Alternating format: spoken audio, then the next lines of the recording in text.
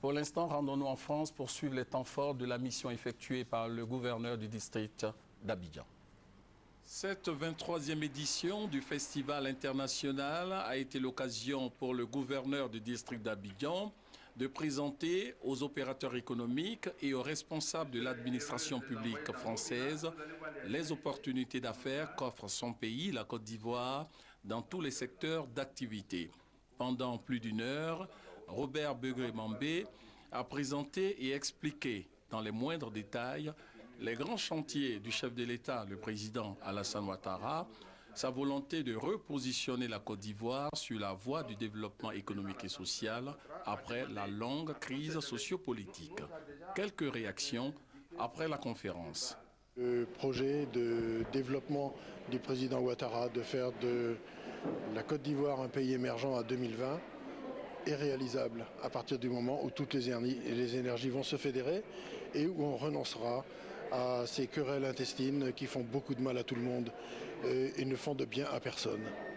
La France a un devoir d'intervenir pour aider la Côte d'Ivoire, pour effacer la dette de la Côte d'Ivoire, pour investir dans le domaine, je dirais, à la fois culturel. Moi, je suis universitaire, donc c'est surtout ce qui m'intéresse, les échanges universitaires, l'aide aux boursiers. Et jusqu'à maintenant, on a eu quand même un gouvernement qui, notamment sur les visas, sur l'accueil des étudiants ivoiriens, togolais, maliens, sénégalais en France, est de plus en plus restrictif et nous gêne beaucoup en tant qu'universitaires.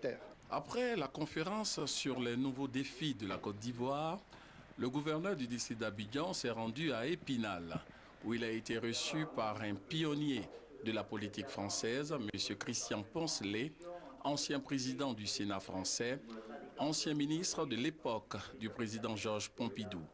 Christian Poncelet est l'actuel président du Conseil général des Vosges et il soutient toute action visant à la redynamisation de la coopération ivoiro-française. La Côte d'Ivoire a toujours été un pays ami de la France.